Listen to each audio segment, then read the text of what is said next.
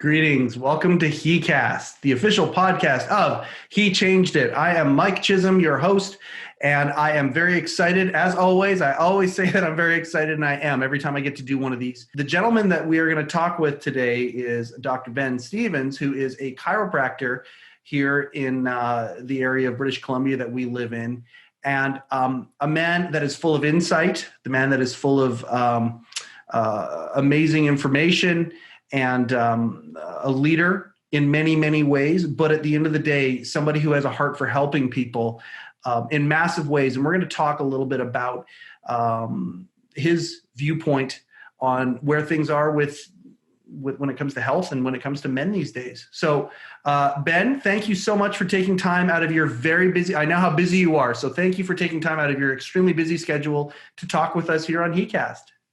Not a problem. This stuff immediately jumps to the top of the list every time I get an invite for this kind of topic. So I'm excited to talk.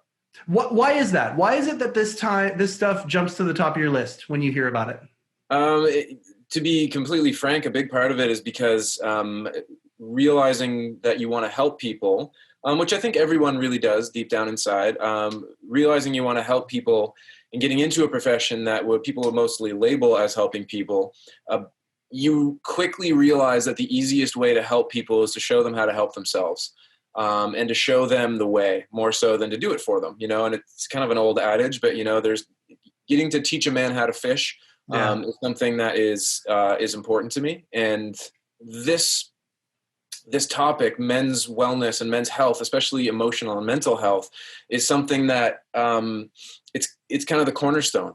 And by that, I mean, it's the one habit. I could convince people to change one small thing when it comes to their health or their posture or their nutrition or whatever it is. But a lot of the time, if their mental health needs to be addressed or can be addressed, it has a trickle-down effect to every last inch of your life. And it becomes this kind of circular thing that happens where if you can change someone's mind, or you can inspire someone, or you can give them the thing that makes them go, aha, all of a sudden you don't have to do seemingly laborious work in every other category. All those things become easier. And so it's really, it's kind of the edge that I like to push people over. And I talk about that first. So when people want to talk about health, especially mental health or emotional fitness or psychology or any of these things, I immediately clear my schedule and say, let's do it. Oh man, that is a wonderfully optimistic, and it's an answer that I'm extremely grateful for, that there are people with that viewpoint. It seems to me like you love empowering people, and you love to empower people to have that kind of light bulb moment where they themselves can kind of take the reins and create improvement in their lives. Yeah, I think most of the time, in my opinion anyway, the lack of information is not most people's problem. The ability to use that information and the psychological, soil that they put that information into is the thing that usually determines their long-term changes in their life and their successes in their future and those sorts of things. Like, the internet has the answers. Yeah, absolutely. It's not necessarily about needing more information. Most of our suffering and most of our happiness in life does not come from a lack of or from excess information. Right. It comes from the ability to apply it and use it and integrate it. And a lot of that comes from psychological and emotional skills and having conversations like this, which are really important. Very cool. I can't wait to get into it. Let's go into your background a little bit. What is it that got you into the chiropractic arts to begin with? So honestly, for me, pure interest. The reality is I got done a kinesiology degree and I had no idea what I wanted to do with that. It was great fun. I enjoyed school a lot. Once I figured out that's what I wanted to study and I was studying the human body, it was phenomenal for me. And then very shortly after that, I kind of realized, I don't know if there's a lot I can do with this besides, especially at the time, there's really no such thing as a kinesiologist, and athletic therapy and a lot of those things weren't really very common. So I went, I should probably do some more school. And I started looking at all the options. Mm-hmm. I had been to a chiropractor before, and I had my presuppositions of what a chiropractor would and would not do kind of broken by him, because he helped me with a previously dislocated shoulder that other people couldn't do anything about. And he helped me quite a bit. So this was a couple of years before that. When the time came, my wife said, hey, have you ever considered becoming a chiropractor? And I went, actually, you know what? I never really had. And I went and looked into the requirements to get into the program. And I went and looked at what the curriculum would look like. And I went, that sounds fun. I didn't even really care what the profession looked like all that much. I really cared what the next step was, and that was the schooling itself. And I looked at the schooling and I went, that looks like the kind of thing I could spend a few years studying. And that looks like the kind of thing that I could really sink my teeth into. And so I think you'd actually find that a lot of people in the physical therapy, chiropractic, naturopathic world, a lot of these kind of para-health professionals, they don't necessarily look at it and go, oh, I want to help people. I want to find the best way to do it. They kind of go, yeah, I want to help people, whatever. I want to do something that's interesting, that looks fun, that looks like the kind of stuff I want to think about all day, the topic matter I want to be digesting. And for me, I looked at what chiropractors learned in school and kind of our modern era and the way they got educated. And I went, that looks perfect. That's exactly what I want to get into. That is so cool. And I mean, I think that I'm 44 now, and I think back to when I was a kid. I had a buddy a good buddy of mine in high school whose father was a chiropractor. And I think about, as I look at, like you think about kinesiology or holistic healing and things like that. What we know now versus what we knew even when I was a teenager, like a half a generation ago, leaps and bounds. It has changed and evolved. And the things that we're talking about now are things that I had never heard of or even and thought about discussing back then. It has sure evolved over the last couple decades, hasn't it? Yeah, it's funny. One of my jobs is actually run an education company. So I professionally educate other chiropractors, physical therapists, strength coaches, all these sorts of things. And I kind of live in the sports rehab world more than anything else.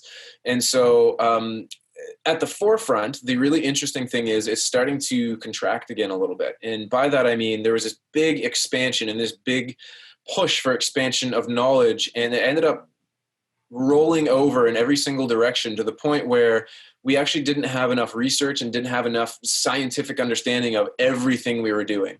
Okay. And it became a conflict of interest, honestly, because when you don't have the basic fundamental scientific understanding of when and how and why the things that you're doing, how they work, right, it becomes an issue. And so our profession, especially in the last 5 years, maybe 10 years, has started to contract a little bit in that it is trying to lend more evidence to and figure out the exact mechanisms of almost everything that we do, which is actually really fun. It's stressful in a way, but it's really fun because it's starting to lend scientific credence to things that we've known all along, or it's starting to take things away that we used to think worked, and we kind of look at it statistically, it may or may not work.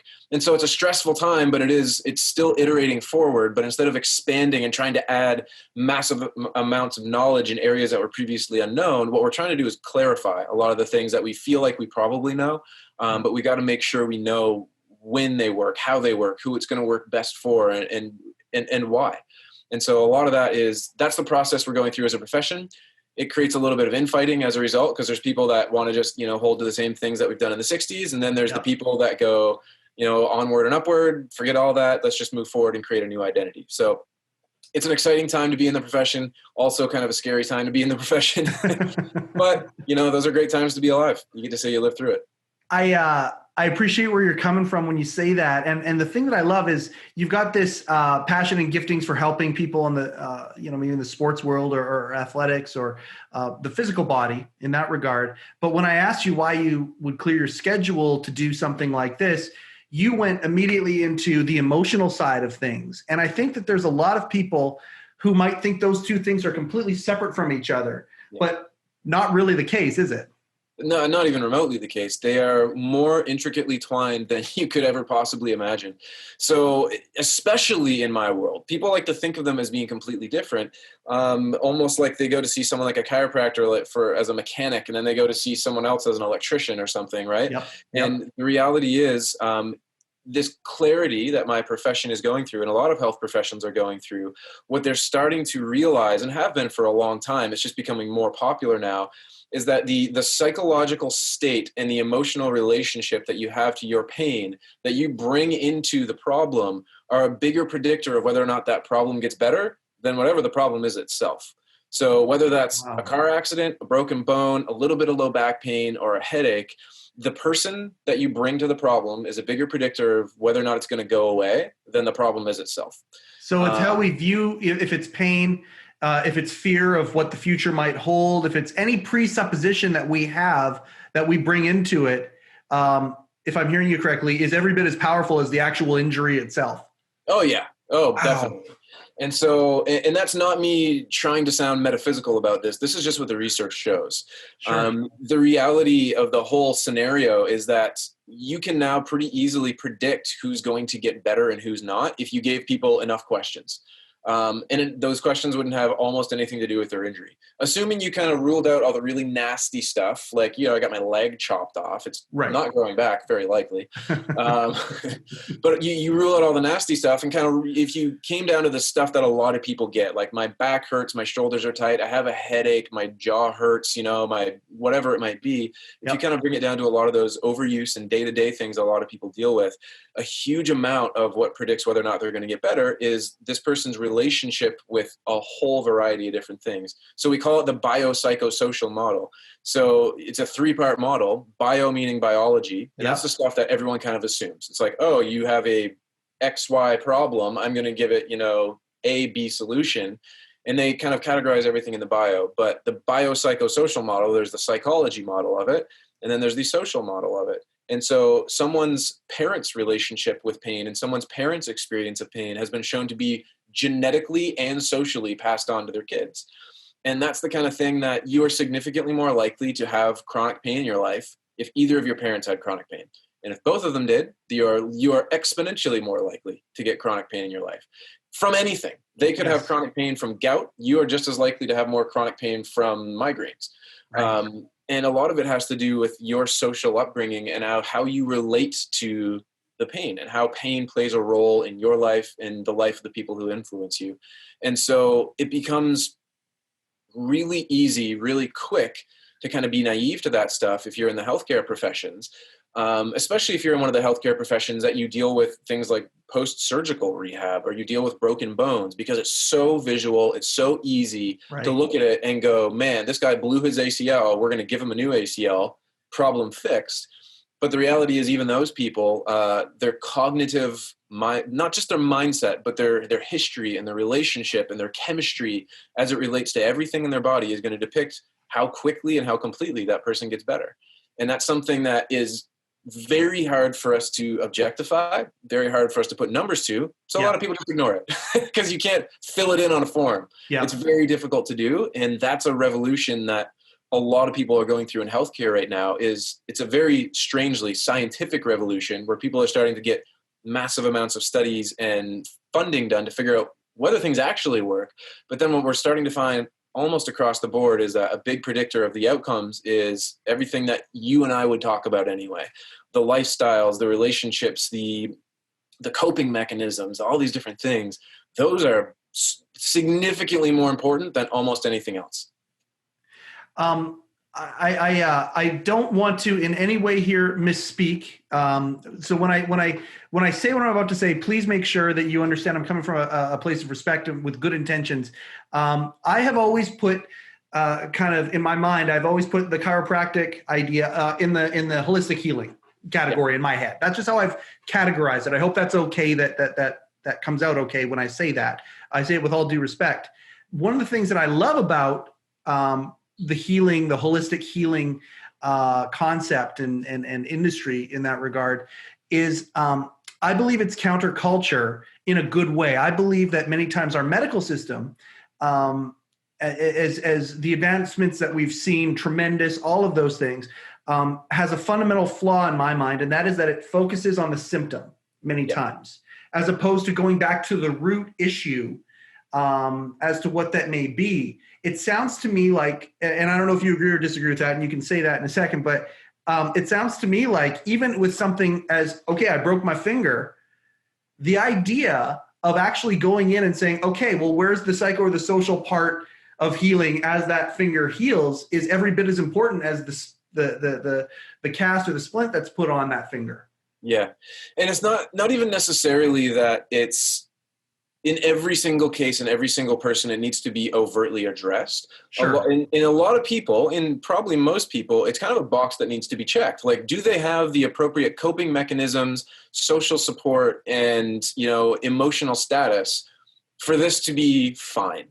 Right. Or Are they the kind of person, you know, the two extremes of the examples here? One is, you know, the Monty Python dude getting his arm chopped off. It's just a flesh wound. Right? And he keeps going. Yeah. And most people go, that doesn't really happen. It happens. I see people like that all the time. Then they're people that they legitimately have such a healthy relationship with their pain that they have the ability to mentally override the anxiety and the overwhelm that comes with it, put it in its place and go, meh, I didn't need that finger anyway. And they legitimately think that and legitimately feel it. You could look at the way that their heart rate responds, the way that their pupils respond, and you wouldn't even know they were in pain because they aren't experiencing that pain the way someone else would. Wow. We also all know that, you know, adult who still behaves like a 3-year-old and that they stub their head and the sky is falling. Yes. Right? And yes. The same anatomy applies to both of them, a completely different relationship with their pain. And a lot of that is going to be dependent on the people that they've seen for their pain over the years, the way their parents have talked to them about their pain, and the way that their family deals with pain themselves, the example that they set, all these different things. And a lot of that is actually part of the healthcare system.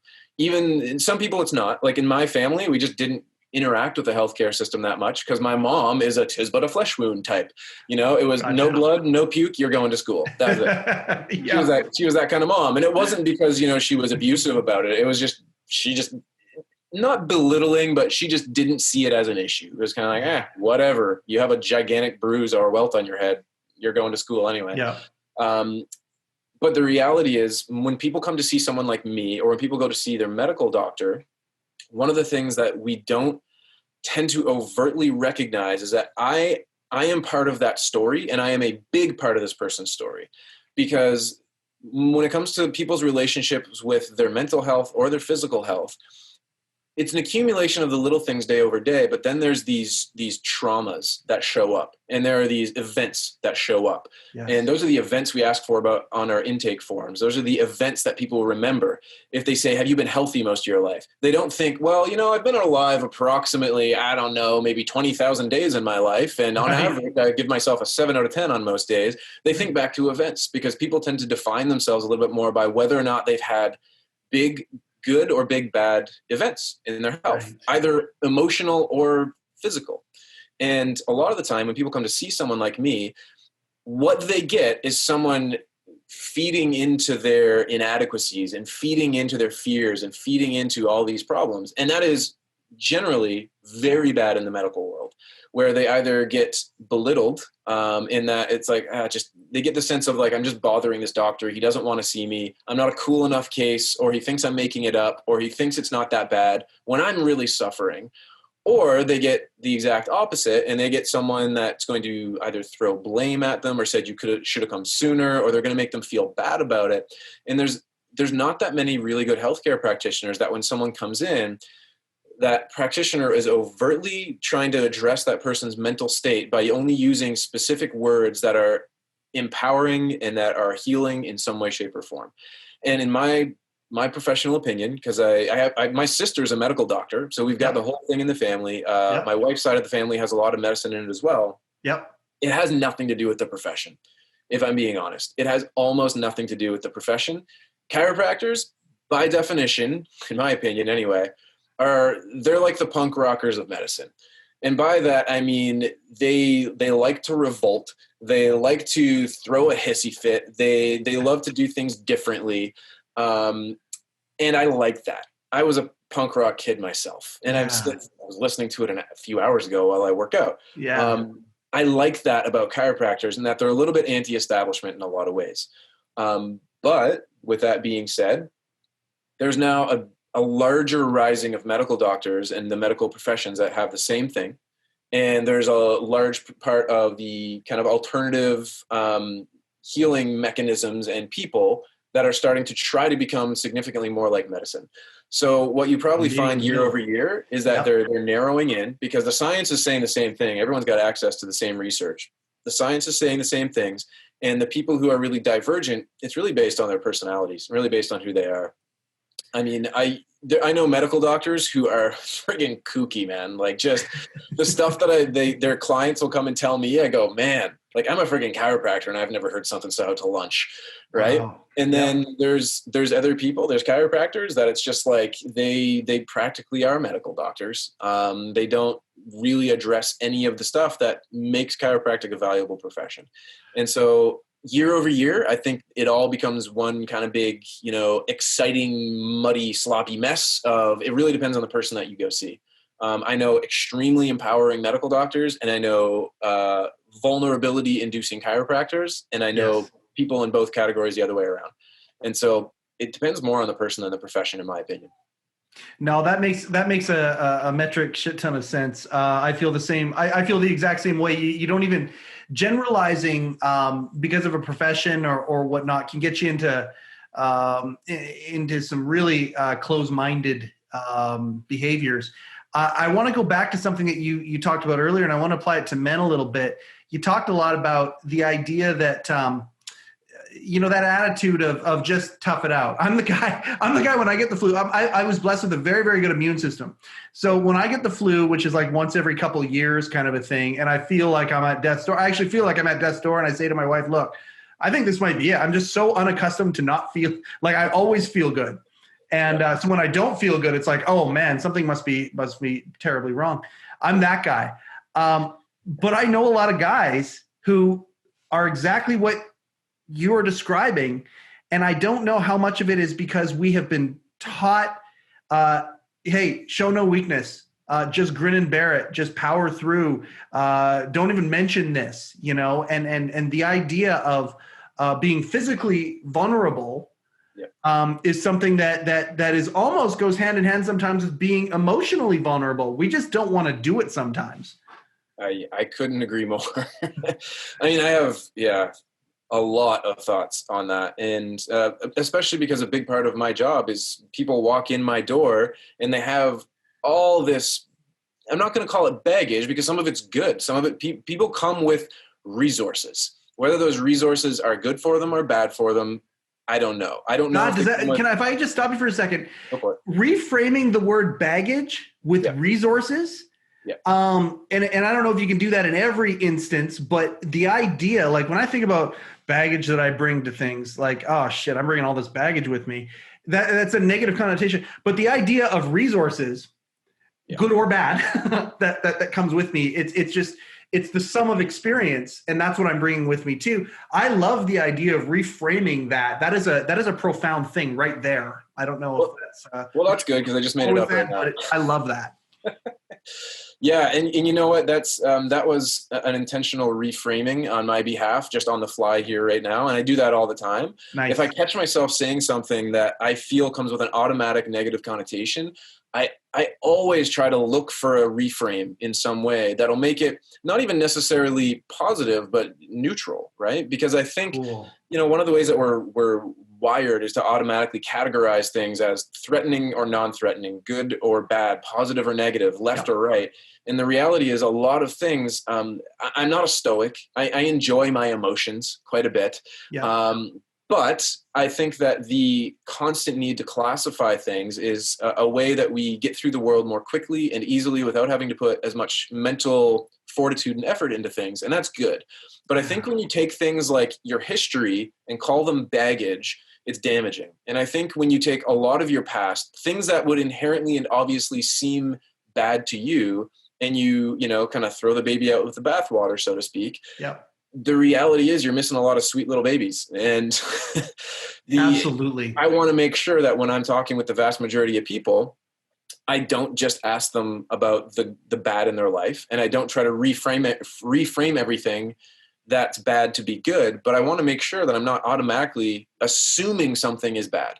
Because some people have done an amazing job of relating to their pain or their baggage to make it feel like it's the most empowering thing in their life. Yes. And I mean, I know a lot of those people that they have emotional, what you and I might accidentally refer to as baggage. Yeah. And they would say, no, my story is my power. Like absolutely. That is where I draw every little resource I've got is from that story that other people might have and call baggage. I'm going to call it my power. Right. Absolutely. And so for me, I go, damn, I don't want to assume it's your power, but I also probably shouldn't assume it's your baggage. And for some reason, especially men, in my experience, we have a really bad habit of trying to relate with other people on the negative before we try to relate with them on the positive. It's like when you hear men get together over beers, it's just like, oh yeah, well, the boss is this, and the ball and chain this, and the blah, blah, blah. And they just bitch at each other. Yep. And like, as if they're not even thinking about it while they're talking. And that's the automatic. Like, it's so rare to see people get together and in an automatic stupor where they're not thinking about their words, have things just be like, oh dude, my life's just, it's been amazing lately. It's been so good. Like, I've just had an amazing time with my wife and my kids, and the job's going great, and blah, blah, blah. Like, we have to try so frigging hard to brag, and we have to try so hard to toot our own horns. And the automatic is whatever's happened is kind of like, oh, well, I'm just toughing through it, and you know how it is. And we downplay. Like, yep. I hate it, and so no one likes that guy that's always bragging, but for some reason because we don't like that guy, and it's like, hey, here he goes again, telling me about his latest cool thing he's doing. Right. We also automatically throw everything into the negative, and we talk about baggage, and we talk about all this stuff, and resources. Maybe it's a resource, maybe it's not. That was just me talking, but yeah. I think it's really important to kind of reframe your automatic talk to your fellow men and to everybody else, and your automatic talk to yourself, because the objective realities are not that bad the vast majority of the time, but we frame them in a way as to, give ourselves excuses or to relate to other human beings or whatever it might be. And I think we're missing a lot of fun that we could have. We're missing meaningful conversations. We're missing the kind of power we could have from a lot of those things. Yes. And anyway, I'm rambling at this point. I just think you'll catch me constantly catching myself and being like, nah, I didn't mean that. I'm just kidding. I didn't have a bad day. I had a normal day. Right. And that's something that, unfortunately, as humans, we do a really good job of taking everything in the middle and kind of scooching it towards negative. And I'm trying to retrain myself to take everything that is neutral and scooch it towards positive. And that's a hard reframe to make over time. Yeah. And I don't think you've been rambling at all. I really appreciate where the context that you're coming from, because what you're doing is, I've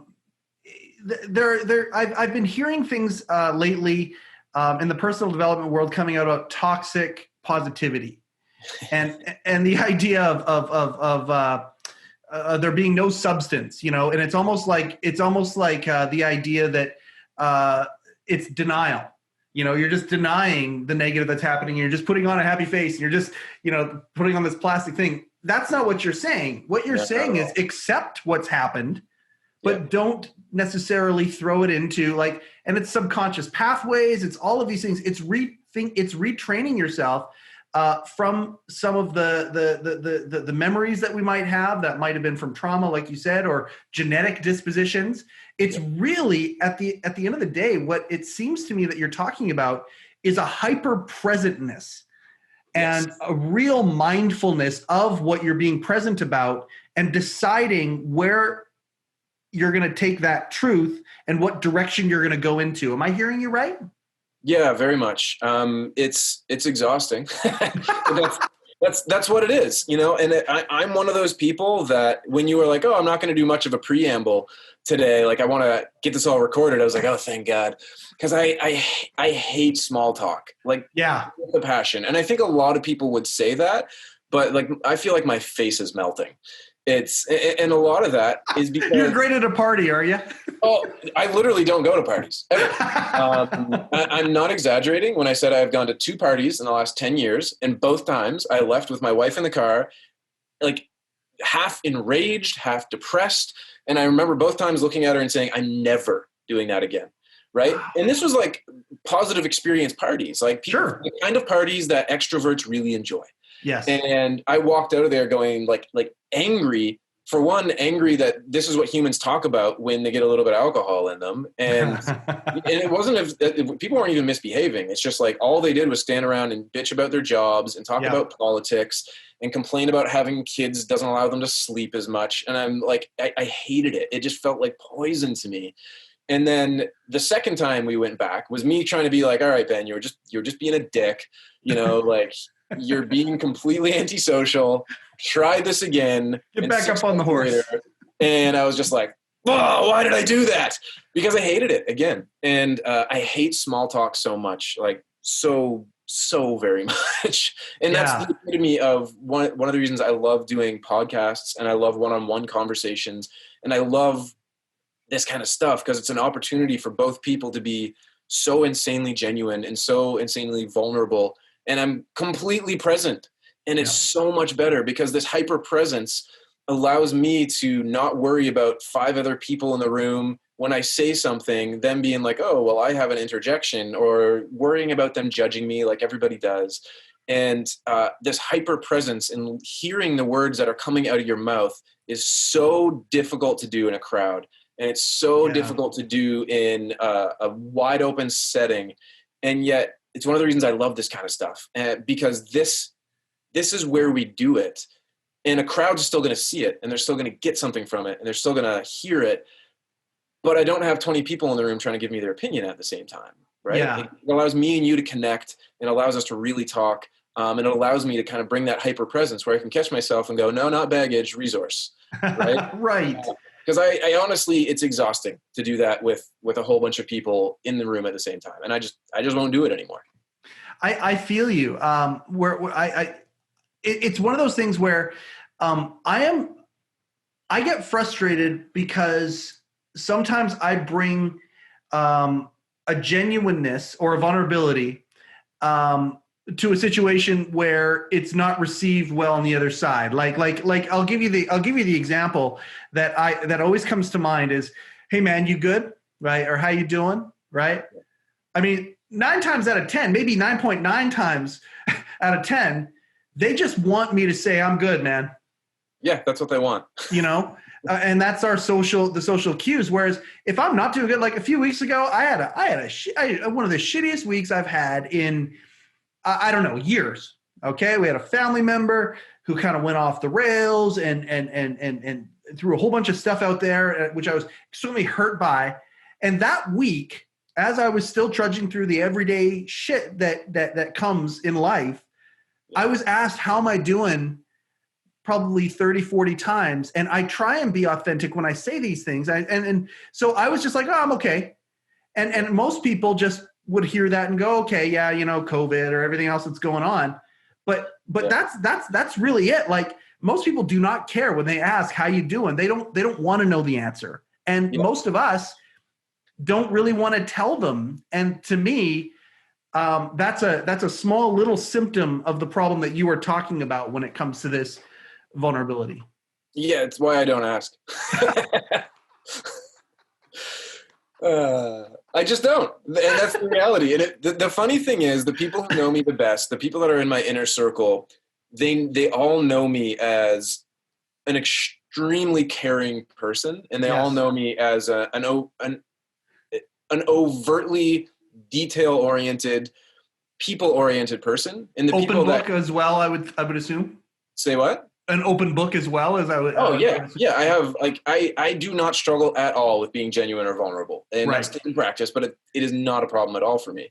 But then people that are 1 or 2 layers removed, they all think I'm a dick, because I walk into a room and I'll see that there's 10 people in that room, and I'll just go, fuck no, and I'll just turn around and walk out. Yep. Right. Because I don't want to walk around the room and say, hey, how you doing? Because it's not that I don't care. It's quite the opposite. If I ask, what I want is an answer. Yes. Like, I'm only asking if I actually want to talk. And the reality is, I don't want to talk with 10 people. I want to talk with 1 person. And so I'm not going to walk into a room where they're going to be afraid to actually let the real them out. And so I never ask people how they're doing, ever, unless it's something that I know is we're trying to get into it, or they're at my house, or we're somewhere not public. I'll say, hey, what's up? Or hey, what have you been up to lately? Yeah. Anything to give them the option of giving me a fully honest answer that they're comfortable giving. Because I don't want to engage people in disingenuine conversation. I just never want to do it. And the ability to change my own little tics and verbs that I just picked up from being a dude that lives in our world, I've intentionally changed those. And on the surface, it makes me look like I don't give 2 shits about anyone. Right. But the reality is, I can't give all the shits I have about everyone on the planet, but I want to give them wholeheartedly to the people I'm actually talking to. And it's that you care too. It's that you have a tremendous ability, and are in touch with how much you care. It's the exact opposite. It's that you care so much that being disingenuous is repulsive to you. Repulsive is exactly the right word. It's horrible. So to be out of full candor here, I'll say it's by far the hardest part about my profession is that a lot of people come to someone like me because they say my back hurts. Or like, I saw an NHL player today who's had 2 hip surgeries and a shoulder surgery in his last off season, right? And he's trying to get back on the ice. Yep. I cannot say how you doing to that person. I'm forced to say in superficial world, and that's very hard because as you've probably experienced yourself, the ability to be vulnerable and the ability to genuinely share with another human being is insanely it feels unlike anything else. Yeah. And it's addictive. By the time you have really meaningful conversations and you learn how to have meaningful conversations and gain trust and vulnerability and a genuine connection with people quickly, it's really hard to do anything else. Yes. Everything else becomes difficult. And it makes it so that your relationships all start to evolve. Once you get enough friends or people in your life you can have these relationships with and you can have these conversations with, that becomes automatic. So it actually became really hard for me as a clinician after a while to have people come to me and be like, my wrist hurts, and me to focus on their wrist. Because the reality is a lot of the time, all they need is a little care for their wrist. But then people come to you and they say their wrist hurts, and probably 1 in 5 people that come to see me as a new patient are crying within the first hour of seeing me because they are telling me things they've never told me before when they came in for a heel spur. Wow. Right? And it's not because I'm necessarily trying to get it out of them. I think it's just that I put that across to people. There are certain, I'm not the most empathetic person in the world. I'd say I'm average as far as empathy goes, but I'm not at all afraid to get into the weeds with people if they're wanting to get into the weeds as well, because that is so meaningful to me and to that human being. And I know so many people that they have no one in their life. They have their entire family, all of their friends, all their colleagues, all their acquaintances. No one will actually look at the heart of the matter and say, I'm not afraid of it. Let's talk about it. It's like they're crying out for someone to care. Exactly. They're crying out for someone to even just listen to and connect. And once they figure out I'm not going to judge them, once they figure out that I'm excited about the fact that they're telling me this, it's just a deluge. And that's something that is really exciting to me, but it actually makes 1 in 5 clients extremely exciting.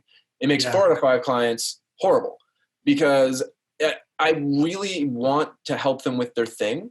But it's really hard for me to help them with their thing, knowing that they're filing for bankruptcy concurrently, or that they're going through a divorce, or that they're really socially anxious around COVID, or whatever it might be. It's hard for me as a human being to focus on their wrist, on their back, on their thing, when I know that they have some huge emotional strife, because the cornerstone is just like the foundation's over there cracking, and you're here asking me to address a tile. And that's what it feels like a lot of the time. And I'm not saying I want to be a psychologist, but so many of those people, I see what they need as a human being. I see what's going to make everything in their life feel better, because it's made almost everyone else that's gone that direction feel better. And I go, all right, I'll focus on your hangnail because that's what you want from me. And that's it. The reality is healthcare is a service a lot of the time. It's not that they come to you and say, fix all my problems, I trust you entirely. It's like, don't ask me about anything I don't want you to ask about. I only want you to talk about this small piece of me. And that's that symptom-based thing that I was talking about earlier, when at the end of the day, at some point, you've opened up a Pandora's box and realized that that symptom is being exponentially multiplied or amplified by what's going on in the emotional side and what's going on there. And this. And that makes things, I can see how that would make things, it's a bit of a minefield at the end of the day if you don't want to have one patient or one client kind of take you down a path and take you all the way down. Because at the end of the day, being there for people, there's got to be limits to that, especially if you're seeing 6 or 7 people a day or whatever it might be. Yeah. I mean, there definitely has to be limits to it, but it's boundaries. It's professional boundaries. And I mean, the reality is in practice, it's chronologically limited. You kind of go, I have someone else I need to go see. This has to end right now. but the reality too is it's one of the reasons I love being an educator, and it's one of the reasons I love doing stuff like this, is because the selfish part of me that wants to talk about these things with other people, I still get to do it. Yeah. And I mean, we're all selfish at the end of the day. We want to do what makes us feel good, whether that's altruistic or not. Even if we do want to help people, we want to feel good about helping people. We don't want to help 100%. people and sacrifice a limb to do it. We want to help people and get the emotional reward. And for me, I stopped getting my reward out of helping people physically long ago. And a lot of that's after my first couple thousand of patient visits, which has been 10 years, and I had about 2,000 patients in my first 3 or 4 years. Wow. And 2,000 interactions with other human beings, you quickly, very, very quickly realize what your automatics are, what your reflexes are, and you realize the commonalities amongst all of them. And you start realizing, a lot of them have problems that I have the solution for, and I can figure out the solutions to the other ones. But you stop getting an immense amount of reward out of fixing something that you kind of view as not the problem. Yes. Right? And it's very hard not to always want to fix the problem. Right? Yes. It's just like anything else. If there's 5 problems in the room and one of them's the big one that's causing all the other ones, or even if it's not causing the other ones, if it feels bigger to you, that's the thing we want to talk about. Yeah. And I have a hard time professionally maintaining my tiny little scope of practice and saying, this is where I want to go. This is what I want to do.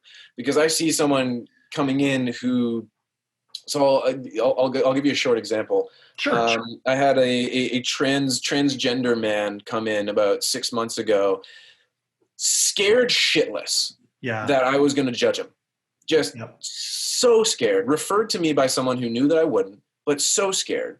This person was transgender and going through a transition, was awaiting surgery, was doing the hormones, had another transgender partner, and had shoulder pain. The reality is, like, we spent 90% of our time talking about all of this stuff and 10% talking about the shoulder pain. Yeah. And that person cried and gave me a hug. This was before COVID. Actually, this is, I guess, a year and a half ago now. Got to disclaim it. Yeah, I hear you. I know. But this person, they cried and gave me a hug because they just overtly said, you were the first person to ask any real questions that seemed like they cared about me at all. And I have been going to a counselor. I've been going to a psychologist. I've been going to my medical doctor. And you're the only one that actually seemed like you cared. And, I took pride in that. I was exhausted for days because it was a hard conversation. It was hard to sit there as a first world, well-off, intelligent white male. It was hard to sit there and feel this with that person. And it exhausted me, but I was so happy and it was so eye-opening. It's the only interaction for that entire month that I remember, because it was so meaningful to me and so meaningful to them. And they made it known that it was meaningful to me. Whereas a huge part of healthcare is it's transactional. It's like going to Walmart to get your back fixed. Right. Yes. And then I'm the opposite in that I charge more than most people. I spend more time. So maybe it's not going to Walmart with me. Maybe it's going to Target. I don't know. Sure. But it's like, it's transactional. You go and you buy a solution to your problem. And healthcare is actually, it's difficult if you want to help people with the thing that really impacts their life a lot of the time. And sometimes they're one and the same. Sometimes it's their back pain is preventing them from picking up their grandkids. Sometimes their back pain makes it so that their sex life is ruined, and that's the main way that they interact with their partner. So there are times when it's really meaningful to help someone physically. But a lot of the time, I just kind of go, and then I look for that person that really has something that no one else has been able to help, because I'm the person that's actually going to get to the heart of the matter. And that's really fun for me. And that's where I come home and I can't shut up about it. And I tell my wife about it.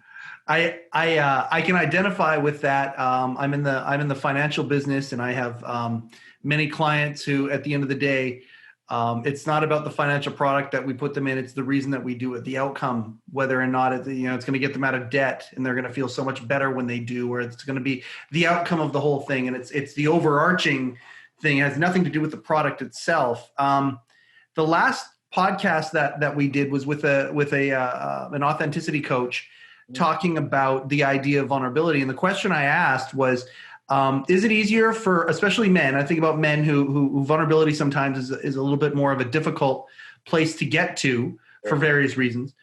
Is it easier to be vulnerable in front of a stranger or someone that you already know and trust and feel safe with. And he talked about how being vulnerable to someone who is a stranger sometimes can be so much easier, and the filters get removed. I imagine you must agree with that statement.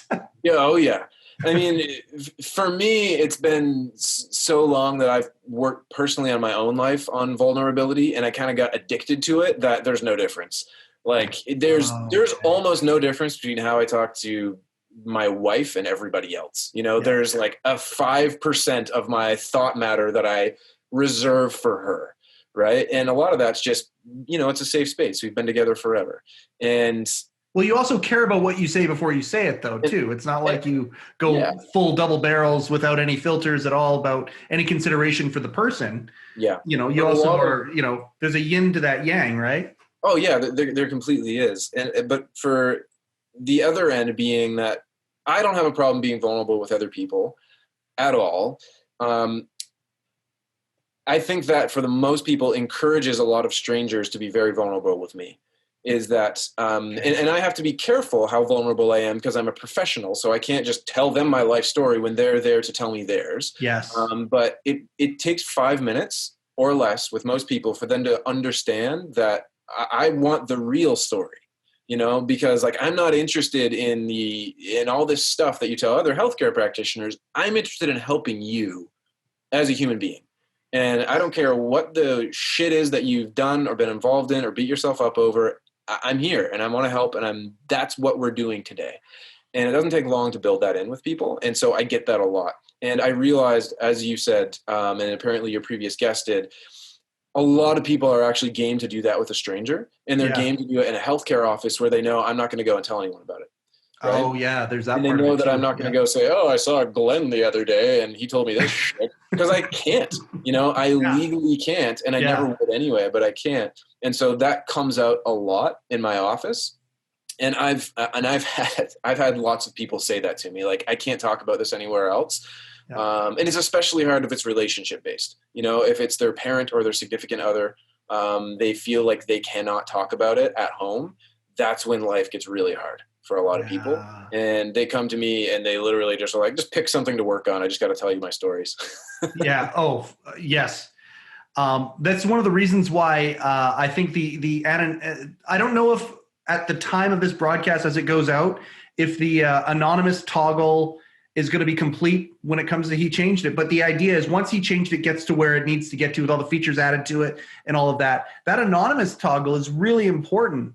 Because there are some men who are holding back just because of that. Maybe they're in a public position of some sort or an elected official or something like that. But that doesn't mean they don't go through the same shit and need that outlet.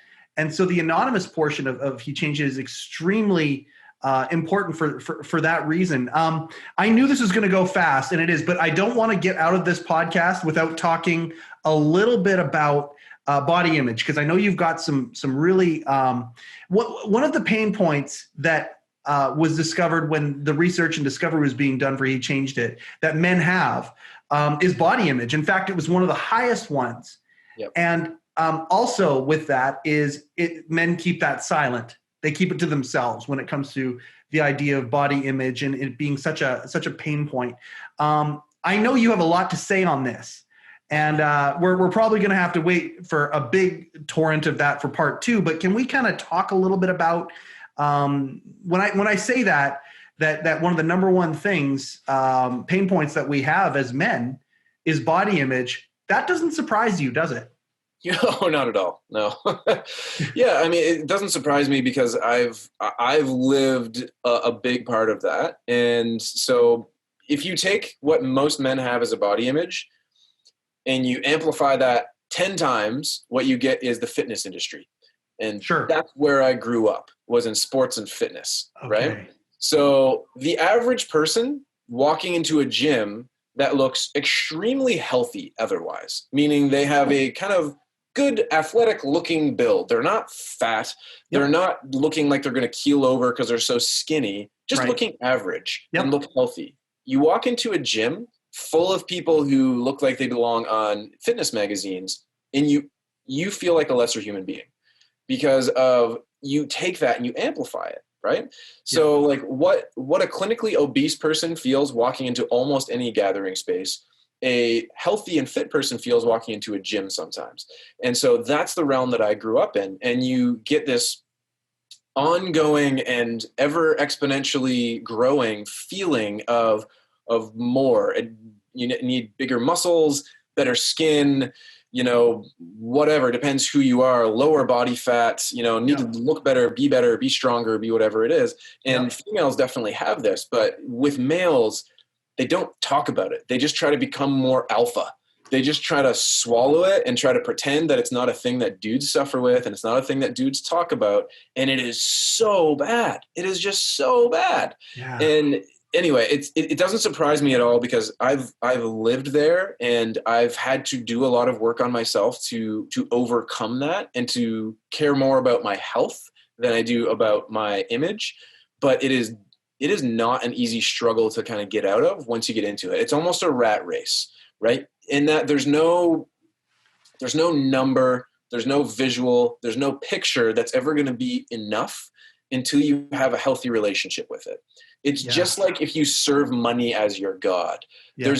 Once you hit whatever number it is you think you need to either make a day or make a year or have in your bank account or have invested or whatever returns you want, it doesn't matter. If you really serve that and you have a poor relationship with it, you're going to hit that goal and convince yourself that was never really the goal anyway. Right? And you're going to find a way to do that. People do that with body image all the time. They move the goalposts all the time. The goal was 20% or 20 pounds lighter than I was. They get to that place and suddenly the goalposts have moved. Yep, exactly. And that's how it is for almost everyone on the planet. And a part of this too is the problem being that we don't talk about it. Men just don't talk about it with other men, for one thing. And a really big part of it too is, again, no one likes to be that guy. We're so afraid of toxic positivity that we err on the other side. Like people are legitimately afraid to be like, dude, you look really good. Yeah. Right? Like people are afraid to say, man, you're looking friggin' fit today, dude. That's awesome. Yeah. Right? And just like we won't say that you're fat, we also won't say that you're fit. We've been told never to even really think about our body shape, nonetheless talk about our own body shape to other men, nonetheless allow other men to talk about our body shape. It's become one of the most taboo things that you can possibly imagine in men's mental health. Right. It's actually, in my opinion, more acceptable for men to talk about their mental health than to talk about their physical appearance. It's shocking how off limits it is for the vast majority of people. People are willing, even with their good friends, people are willing to say sometimes like, you know what, I'm having a shitty day. But very few people are going, you know what, like I'm fat and I hate myself for it. You just won't hear that. You never will. Hey, I felt that. Yeah. I felt that the last few months. There have been days where I look at myself and I have 100% felt that. And I am telling somebody about that for the very first time right now. Yeah. Like I'm just being organic as I say that. And I wasn't maybe aware that I haven't told anybody that I felt that way, but I have 100% felt that way. Just because you say that. It's an automatic assumption that you don't tell anyone. Yeah. Automatic. Right. Whereas the funny thing is, I think a lot of people, if they struggle long enough with mental health, they think to themselves like, I got to get help, or I got to talk to someone, or it becomes almost reflexive that that vulnerability has to take over at some point. And I legitimately feel that body image is the epitome, the number one thing that people will not talk about. And it's the number one thing we need to talk about. It's as a result, it's the number one thing we need to talk about. Right.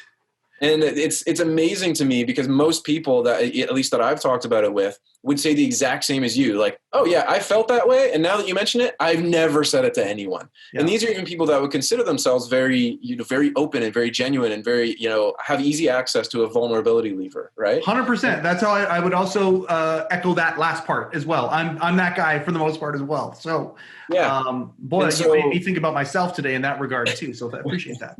Well, good. So anyway, we could talk about that for a very long time.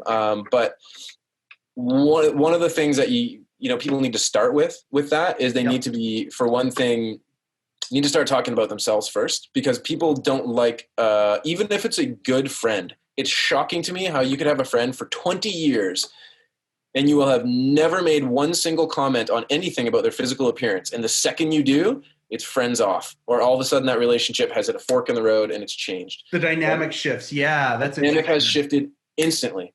And so for one thing, it deepens relationships massively to finally make it known that it's okay to talk about it in this relationship, right? For some reason, it is significantly harder for people to talk about than almost anything else. And so as a result, you need to go first. You need to talk about yourself first.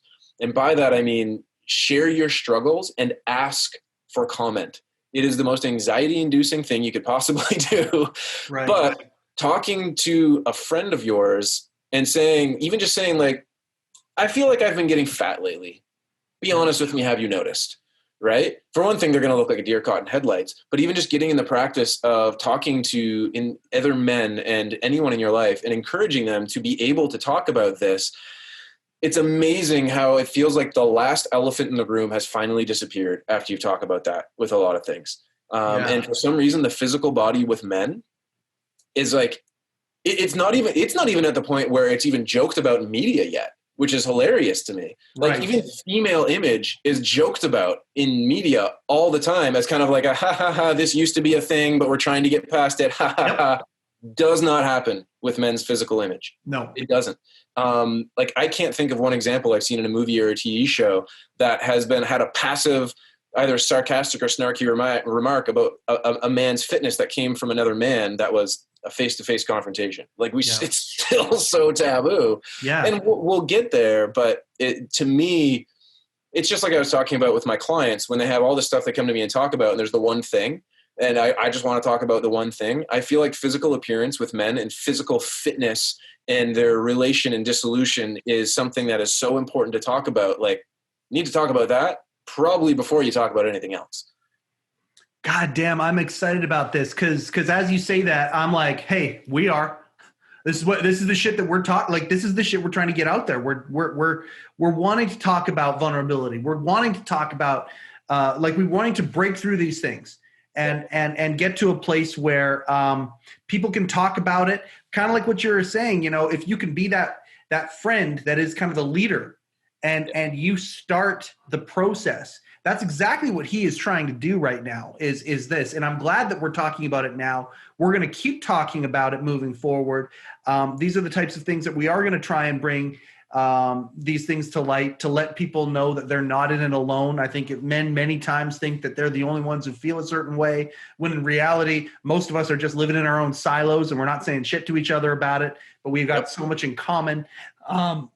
This excites me to no end. And I would love it if once we have the heCast community kind of built up in here and we release your videos and we release this podcast, I would love if we could have sort of a maybe another recap or another conversation where we talk about some of this stuff, maybe even get you, maybe we can get some questions or things like that for you, because I think that you've got lightning in a bottle when you're talking about this, Ben. I really, really do. And I'm really grateful that you have the you know what? We're trying to take back the phrase "man up." We're trying to take that back from the stereotypical connotation that manning up has always had. And I think that you are a shiny example of what manning up needs to be. Knowing that none of us are perfect, of course, but at the end of the day, you can tell you've done a lot of work. And thank you for talking about the work that you have done and really providing us a metric shit ton of food for thought today. I really am grateful for that. Thank you, Ben. You're very welcome. This, like I said, this felt easy to me. I didn't feel like I shared much at all. So as I said, it gets addictive kind of getting to the point where you're like, oh, let me tell him something that's really going to freak him out. Right. But yeah, the reality is like, I like talking about this because it feels like you finally talked about something important. Right. And that's why I think I want to do this. Literally anytime you want to have me on the podcast, count me in. Anytime you want to have a personal conversation about it, count me in. I love doing this kind of stuff, man. It feels like a sigh of relief that I didn't know I needed a lot of the time afterwards. Cause it's like, finally, we actually talked about something meaningful, right? Like I'm kind of sick of talking about COVID, which is meaningful, but it's like, I'm sick of talking about COVID. I'm sick of talking about the weather. I'm sick of talking about Donald Trump, for F's sakes. Like, Absolutely. I don't want to talk about that stuff. Like, I want to talk about something that's going to help the person in front of me, or something that the person in front of me I know cares about. And it's important stuff. When I started down the personal development journey, I guess I was about 28, 29 years old before I kind of started down that path for the first time. What became very quickly my life's motto is not to focus on the problem, but to focus instead on the solution.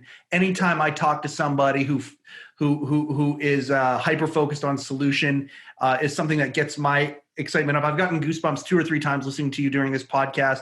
I believe that that's going to translate over, and that the optimism that you do have is hopefully it's infectious. I know I certainly feel that way. I'm more jacked and powered up now than before our conversation, and a big part of that has to do with the content of our conversation. So I can't thank you enough for being on here.